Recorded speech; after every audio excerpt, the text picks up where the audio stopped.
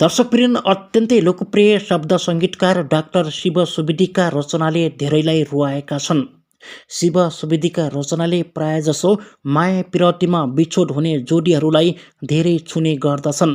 शिव सुवेदीले प्रायजसो माया पिरतीका गीत गरे पनि उनले लोक साङ्गीतिक विधाभित्रका सबै परिवेशका गीतहरू रचना अनि सङ्गीत गर्ने गर्छन्। दर्शकवृन्द, शिव सुवेदीले हृदय विदारक गीतहरू धेरै बजारमा ल्याएका छन् र उनका गीतहरूले लाखौँ करोडौँ श्रोता दर्शकहरूलाई छोएका छन्। दर्शकवृन्द, शिव सुवेदी 12-14 वर्ष पहिलेदेखि अहिलेसम्म गीत सङ्गीतमा जमेका अत्यन्तै लोकप्रिय सर्जक हुन्। शिव सुवेदीले अहिलेसम्म 5 दर्जनभन्दा बढी गीतहरूमा शब्द सङ्गीत गरेका छन् र उनले रचना गरेका सम्पूर्ण गीतहरू लोकप्रिय छन् भन्दा पनि हुन्छ।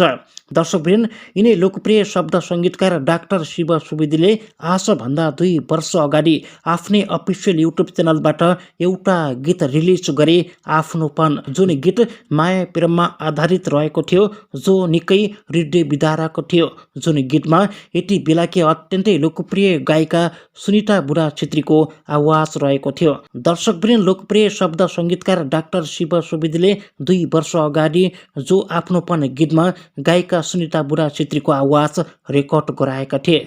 उक्त गीतले गायिका सुनिता बुढा छेत्रीको लोकप्रियतालाई झनै उचाइमा पुर्याएको थियो र आज 2 वर्षपछि लोकप्रिय शब्द सङ्गीतकार डाक्टर शिव सुवेदीले लोकप्रिय गायिका सुनिता बुढा छेत्रीको आवाजमा एउटा अत्यन्तै आशलाग्दो गीत रेकर्ड गराएको खबर प्राप्त भएको छ। जुन गीत आज मालाश्री रेकर्डिङ स्टुडियोमा रेकर्ड भएको खबर प्राप्त भएको छ।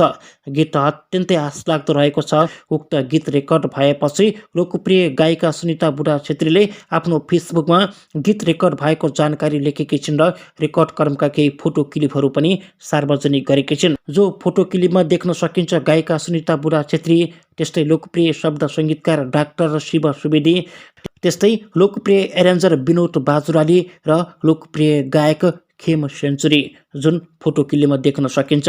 सुनिता बुढा छेत्रीले आफ्नो फेसबुकमा यस्तो लेख्छिन्, आजको कर्म निकै मिठो गीत रेकर्डको काम सकिएको छ, धेरै धेरै धन्यवाद दाई भनेर उनले सुरुमा लेखेकी छिन्।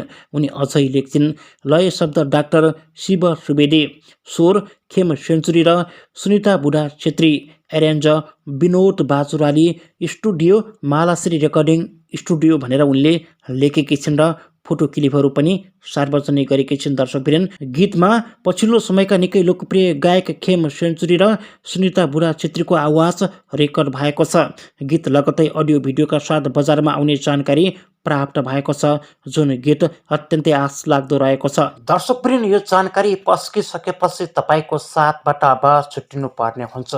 तपाईँ हामीसँगै रहेर यस्तै साङ्गीतिक जानकारीहरू सधैँ अपडेट गर्न चाहनुहुन्छ भने हाम्रो युट्युब च्यानललाई तपाईँले सब्सक्राइब गर्नुहोला भन्दै अहिले भने तपाईँको साथबाट छुट्टिन्छु।